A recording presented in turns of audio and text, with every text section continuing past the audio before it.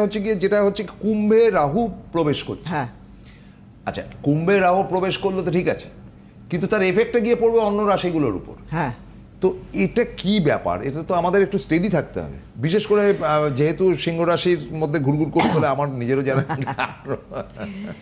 এই যে ঢুকবে মানে প্রতি 1.5 বছর অন্তর অন্তর রাহু এক ঘর থেকে আর এক ঘরে যায়।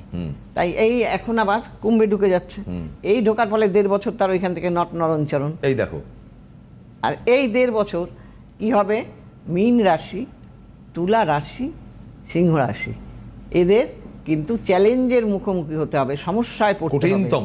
হ্যাঁ, সমস্যায় পড়তে হবে। সেই জন্য অ্যালার্ট করে দেওয়া হচ্ছে যে আপনারা কোনো রকম মানে এইসব রাশির লোকেরা কোনো তর্ক বিতর্কে যাবেন না। না, যাব না। কারোর সঙ্গে ঝগড়া বিবাদেও যাবেন না। কোনো অকারণে আপনি বুঝেও আপনাকে এড়িয়ে চলতে হবে। 1.5 বছর, হ্যাঁ, এড়িয়ে চলতে হবে। চাকরি বাকরি বিষয়ে চ্যালেঞ্জের মুখোমুখি হতে পারেন।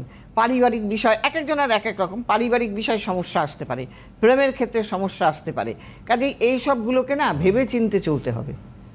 আচ্ছা, না ওনার জন্যই হয়েছে, উনি প্রতিকার দিয়েছেন। তা এই যে প্রতিকার দিয়ে আপনি তাকে আবার টেকনিক্যাল কলেজে পর্যন্ত ভর্তি করে দিচ্ছেন, এগুলো তো বিরাট ব্যাপার। কি মনে করেন? উচ্চ মাধ্যমিকে রেজাল্ট পাস করাটাই দায় হয়ে দাঁড়ায়, খুব কঠিন।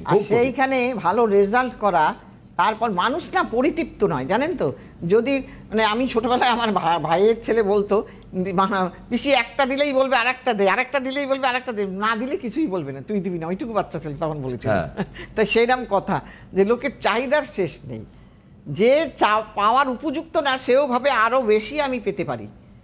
তো এই তো এটার কোনো ডেফিনেশন হয় না। এই ধরনের মানুষ সারা জীবন ছিল না। কিন্তু আমি দেখলাম যেটা, কেন কথাটা বললাম, দেখি রসিকতা 78% নাম্বার পাইয়ে দিয়েছেন আপনি তাকে।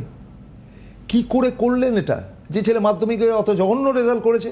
শুনুন শুনুন, পড়াশোনা এটা মানে অভিজ্ঞতা না প্রতিকার কোনটার? মানে আপনার তো তন্ত্রমতের সমস্ত কিছু করেন, একটু যদি বলেন। এবার দেখুন, আপনাকে আমি বলি, একজন রিজার্ভ ব্যাংকের খুব বড় অফিসার, খুব বড় অফিসার, নাম আমি করব না, তো সে একজন সেলিব্রিটির, সে আবার কি রিটায়ার করেছে বলে না টিউশনি করতে বাড়িতে বসে। তা আমার কাছে পাঠিয়েছিল যে যা একটুখানি তোর কাছে পাঠালাম, দেখ এই মেয়েটা মোটে একদম পড়ে না, খালি বড় লোকের মেয়ে, খালি এরম করে একটা বইটা নিয়ে থাকবে আর কি করবে, সারা সময় খালি ফোনে কথা বলছে, পাস করবে না। তারপরে আমার কাছে ওর মা আসলো, আমি রেমেডি করে দিলাম। রেমেডি করার ফল দুর্দান্ত রেজাল্ট করলো ওর। সেই সময়ই আবার ওই ভদ্রলোক আমার বাড়িতেই এসছে, ওই আর একজনার পড়াশোনার ব্যাপারে, তাকেও রেমেডি নেওয়ার জন্যই উনি এসছে, ওনার পরিবারে।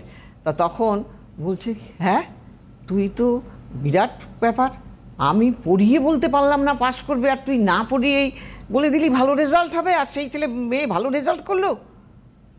এটাই তো এবং এটা